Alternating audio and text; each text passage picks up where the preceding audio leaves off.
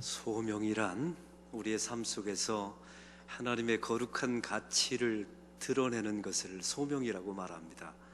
하나님의 부르심이라고도 말하죠.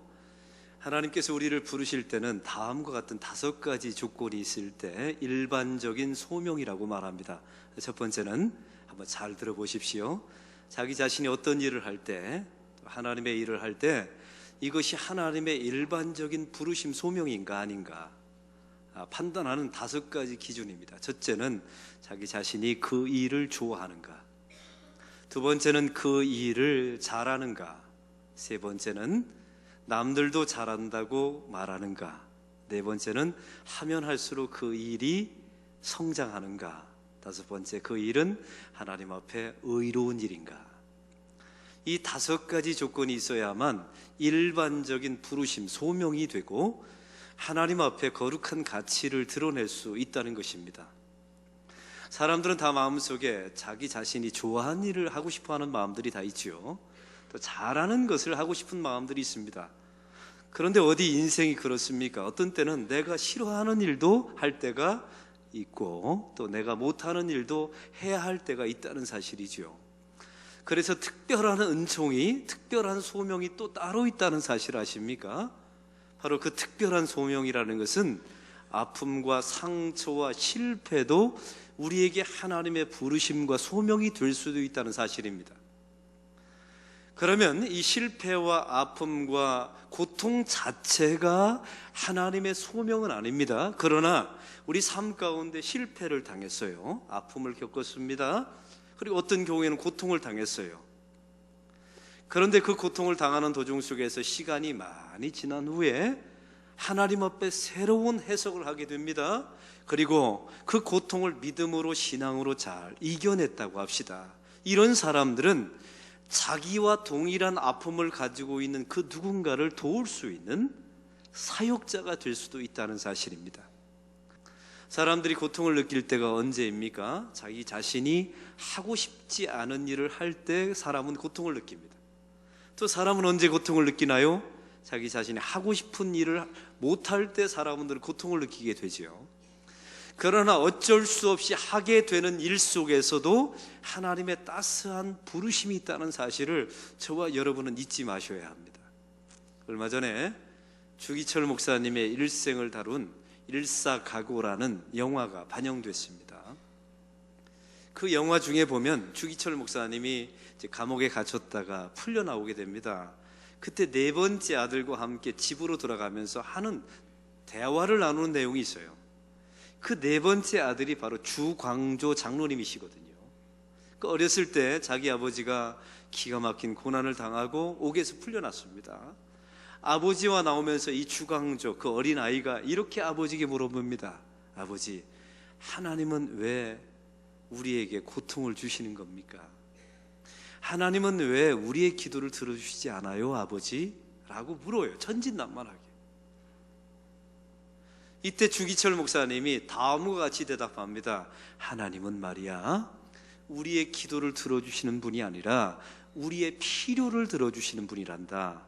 아마 우리 가정에 지금은 고난이 필요한가 보다. 다시 이 영화 대사를 제가 그대로 외웠어요.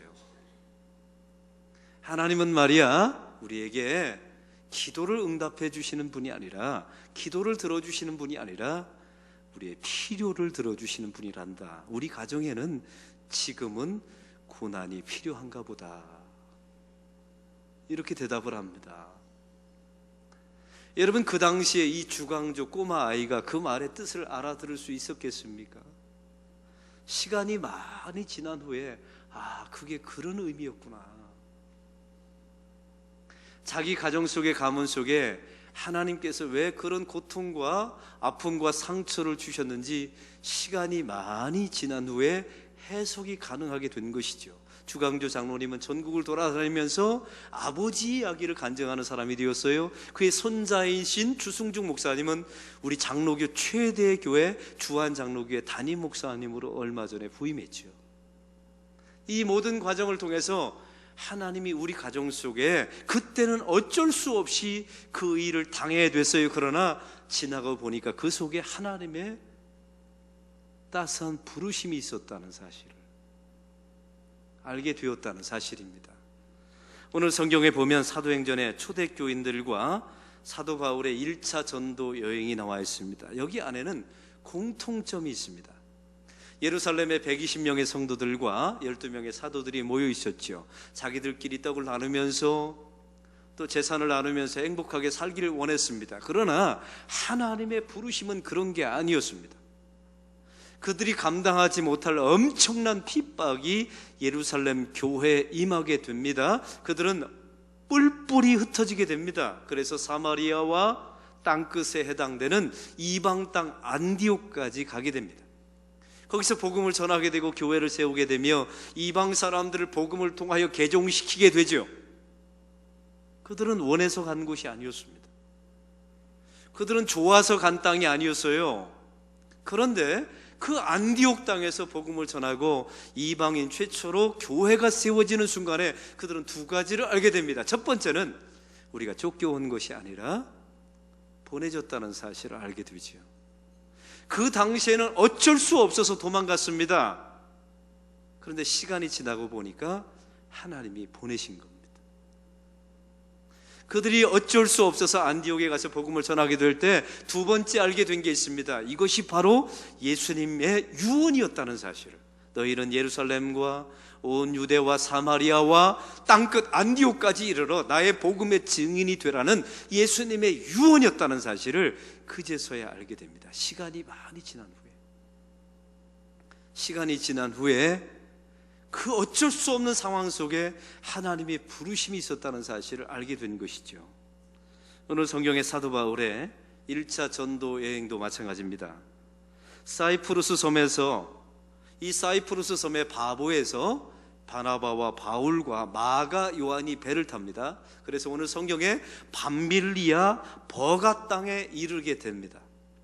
여러분, 이 버가라고 하는 지역은 지금의 터키 남부 해안 지역입니다. 지금도 가면 그 지역이 남아있어요.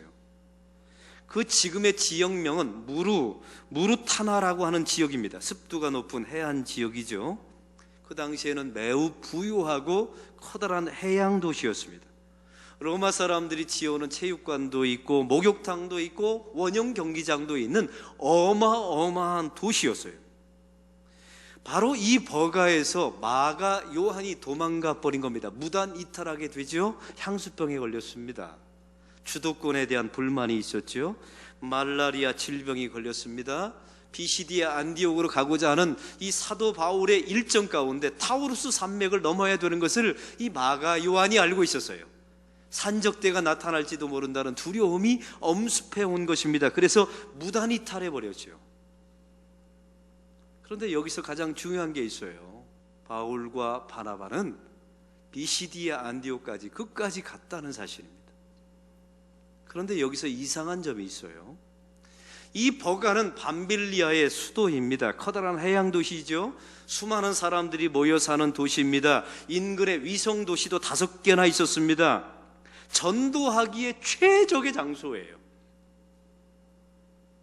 그런데 이상한 것은 이 버가에서 사도 바울이 전도했다는 기록이 없습니다. 도대체 이 버가에서 무슨 일이 일어났길래 이 바울과 바나바는 복음을 전하지 않고 그냥 이 도시를 떠나갔던 것입니까? 오늘 성경을 통해서 그 이유를 좀 살펴보기를 원합니다. 이 버가에서 사도 바울은 비시디아 안디옥으로 갑니다. 타우루스 산맥을 넘어야 합니다. 200km를 걸어야 합니다. 산적대가 올지도 모릅니다. 이 비시디아 안디옥을 거쳐서 이고니온에서 루스드라로, 루스드라에서 더베로, 이 네 지역을 이제 복음 전도하게 되어 있었던 거예요. 이 네 지역의 이름을 합하여 갈라디아 지역이라고 말합니다. 여러분 어디서 많이 들어봤지요? 갈라디아? 이것은 사도 바울이 나중에 이 네 지역에 선교를 하고 돌아와서 이 네 지역에 비시디아 안디옥, 이고니온, 루스드라, 더베를 향하여 편지를 쓰게 됩니다. 그게 바로 갈라디아서예요.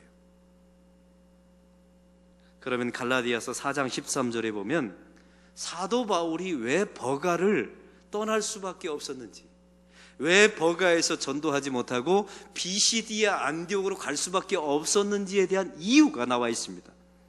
갈라디아서 4장 13절을 제가 읽겠습니다.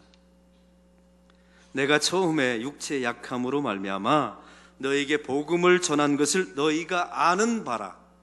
갈라디아 지역에 가서 복음을 전한 것은 나의 육체의 약함 때문에 전하게 되었다는 겁니다. 이 육체의 약함, 원문을 찾아봤더니 육체의 질병이라고 나와 있어요. 그럼 어떤 분들은요, 그거 바울에게 있었던 사단의 가시 때문에, 그 간질병 때문에 그런가 보다 라고 생각합니다. 오늘 그런 이야기가 아니에요. 오늘 성경은 역사학자들이 말합니다. 이 버가는 습지대였습니다. 해안가였습니다. 그래서 말라리아가 성행했지요. 마가 요한도 말라리아에 걸렸습니다. 여러분, 그 마가 요한만 걸렸겠습니까? 바울도 분명히 이 지역 버가에서 풍토병이 걸릴 수밖에 없었다는 겁니다. 당시에는요, 이 말라리아에 걸리면 치료제가 없었어요. 치료 방법은 딱 한 가지였습니다. 그 버가와 정반대되는 환경을 가지고 있는 곳에 가서 요양하면 되는 겁니다. 바로 그 지역이 어디냐면, 여기는 습지대 낮은 지역입니다. 모기가 많아요. 습도가 높습니다. 그럼 정반대 지역은 바로 비시디의 안디옥이었던 겁니다. 고산 1100m입니다. 습도가 없어요. 날씨가 선선합니다. 당연히 모기가 없겠죠. 이 사도 바울은 비시디아 안디옥에 가서 복음 전하고 싶어서 좋아해서 간 곳이 아닙니다. 이 버가 땅에서 복음을 전하고 싶었겠지요. 그러나 풍토병이 걸렸어요. 그래서 어쩔 수 없어서 간 곳이 바로 비시디아 안디옥이었습니다. 우리의 인생과 비슷하지 않습니까? 우리가 어떻게 좋아하는 일만 하면서 합니까? 여러분의 직업은 정말 좋아하세요? 여러분 잘하십니까? 이렇게 물어보면 얼굴이 어두워져요. 왜냐하면 좋아서 자기 직업하고 잘해서 자기 직업하고 이런 사람들이 많잖아요. 하나님의 사역도 마찬가지입니다. 좋아하고 잘하고 이런 것만 내가 맡고 내가 좋아하는 사람만 만나던가요? 어쩔 수 없이 만나야 되는 사람도 있고 어쩔 수 없이 해야 되는 일도 있고 어쩔 수 없이 가야 되는 직장도 있습니다. 저와 여러분의 인생과 이 사도 바울의 인생이 비슷해요. 어쩔 수 없어서 하는 인생 말이죠. 비시디아 안디옥에 갔습니다. 유대인들이 있죠. 회당에 들어가서 복음을 전하게 되는데 어쩔 수 없어서 요양 간 겁니다. 근데 사도 바울이 할 수 있는 것은 복음 전하는 것밖에 없지 않습니까? 그래서 사도 바울이 비시디아 안디옥에서 설교합니다. 그 설교는 사도행전에 나와 있는 3대 설교 중에 하나예요. 사도행전의 첫째 설교는 베드로의 설교, 두 번째 위대한 설교는 스데반 집사의 설교, 세 번째는 바로 비시디아 안디옥에 있었던 사도 바울의 설교입니다. 하나님께서 보내주신 메시아가, 다윗의 혈통을 통해서 보내주신 메시아가 바로 예수 그리스도이시다. 이걸 설교합니다. 그를 믿고 회개함으로 구원을 얻으라 라고 설교합니다. 유대인들이 말했던 율법으로 구원받는 것이 아니라 믿음으로 구원받는 것이다 라고 이신득이, 사람은 믿음으로 말미암아 의롭게 된다는 이신칭의의 그 유명한 설교를 합니다. 비시디아 안디옥에서 말이죠. 어쩔 수 없어서 간 곳에서 이 놀라운 기독교의 가장 중요한 복음인 이신칭의, 사람은 믿음으로 말미암아 의롭게 된다는 설교를 바로 여기서 하는 겁니다. 그런데 좋은 열매가 없어서요. 비시디아 안디옥에 있는 유대인들이 열을 받아서 사람들을 선동하고 회방하면서 사도 바울을 내쫓아 버리죠. 그래서 이고니온으로 도망가게 됩니다. 어쩔 수 없어서 또 이고니온으로 가요. 이고니온에서 복음을 전했는데 또 어쩔 수 없어서 쫓겨나서 루스드라로 갑니다. 루스드라에 가서 안전뱅이를 일으켰는데 또 어쩔 수 없어서 더베로 도망갑니다. 이 네 지역이 무슨 지역이라고요? 갈라디아 지역이었어요. 사도 바울이 이 선교 사역을 다 마치고 돌아와서 갈라디아 지역에 있는 사람들을 향하여 바로 갈라디아서를 쓰게 됩니다. 사도행전에 보면 이 사도 바울이 언젠가 다시 2차 전도여행 때 버가로 돌아와서 복음을 전하는 장면도 나와요. 어쩔 수 없이 떠난 장소였으니까요. 바로 갈라디아 지역에 가서 복음을 전하게 되었고 그들을 위해서 쓴 편지가 갈라디아서가 되는 겁니다. 여러분, 갈라디아서는 무슨 책입니까? 로마서와 더불어 기독교의 가장 중요한 교리를 담고 있는 귀한 성경입니다. 주제는 이신칭의입니다. 자유의 대헌장이라고 하는 별명을 가지고 있는 책이 갈라디아서죠. 사람은 의로, 믿음으로 말미암아 의로움을 얻는다는 중요한 교리가 담겨져 있습니다. 여러분, 이 성경책의 갈라디아서에 가장 영향을 받고 은혜를 받은 사람이 누군 줄 아십니까? 16세기의 종교개혁가였던 마틴 루터입니다. 마틴 루터가 갈라디아서의 영향을 받아서 종교개혁을 일으켜요. 그래서 오늘의 우리가 믿는 이 개신교가 등장하게 된 겁니다. 우리가 이 장로교 안에서 예수를 믿게 된 것이죠. 거슬러 올라가 보면 어쩔 수 없어서 비시디아 안디옥에서 복음을 전했던 이 사도 바울의 발자취가 담겨져 있는 겁니다. 할렐루야. 얼마나 신묘막측한 하나님의 섭리입니까? 어쩔 수 없어서 요양차 간 비시디아 안디옥, 거기가 바로 갈라디아죠.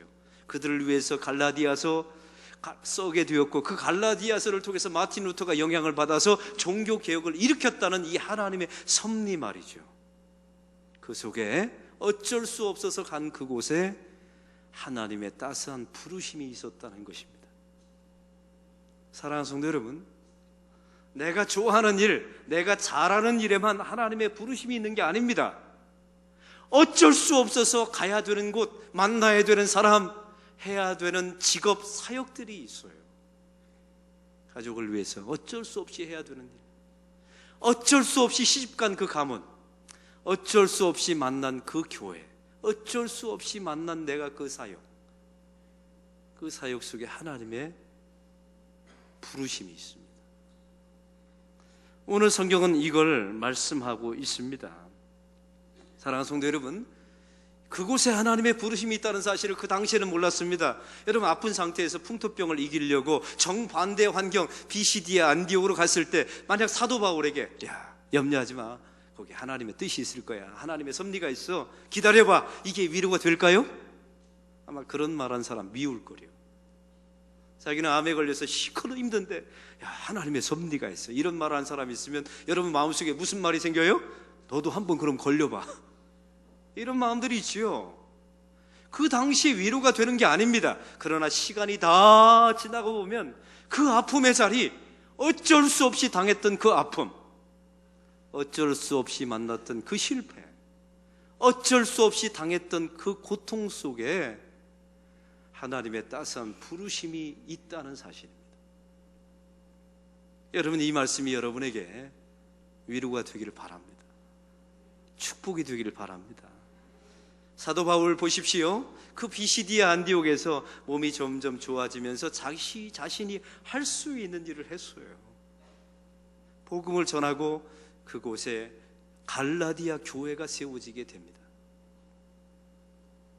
사랑하는 성도 여러분, 마가복음 15장에 보면 동일한 사건이 나와 있습니다. 예수님께서 십자가를 지고 가십니다. 이제 골고다 언덕으로 십자가를 지고 가십니다. 이미 세로에 해당되는 십자가는 골고다 언덕에 꽂혀 있습니다. 이 가로에 해당되는 십자가를 예수님께서 지고 골고다 언덕으로 올라가십니다. 이 무게가 얼마나 무거웠던지 예수님께서 무게에 못 이겨서 쓰러지고 또 쓰러집니다. 그 장소에 구경하러 왔던 사람이 바로 구레네 사람 시몬입니다. 여러분, 구레네라고 하는 지역은 아프리카 지역을 말합니다. 이 시몬은 아프리카 사람이었던 거예요. 개종한 그리스도인이었습니다. 마침 이때가 유월절입니다. 디아스포라 유대인이었기 때문에 그 절기를 맞아요 예루살렘 땅에 하나님 앞에 예배하러 찾아온 겁니다. 그런데 자기들 앞에 이런 소식이 들리는 거예요. 자칭 메시아라고 말하는 사람이 골고다 언덕에 십자가를 지고 올라간다는 소식을 듣습니다. 구경하러 온 겁니다. 구레네 사람이 구경하고 있는데 예수님이 자기 앞에서 쓰러지는 겁니다. 이 당시의 로마법에 의하면 로마 지배권 아래에 있는 사람들은 로마 병사가 임금을 주지 않고 오리 정도는 부역을 시킬 수 있는 권한이 있었다고 합니다. 마침 보니까 힘세 보이는 구레네 사람 시몬이 옆에 있거든요. 그래서 십자가를 대신 지라고 말합니다.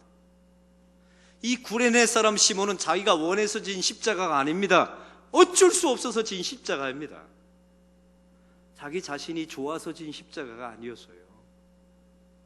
어쩔 수 없어서 떠밀려서 진 십자가였습니다. 그리고 예수님은 십자가에 올라가서 죽음을 맞이하게 되죠. 성경은 여기서 끝나는 줄 알았습니다.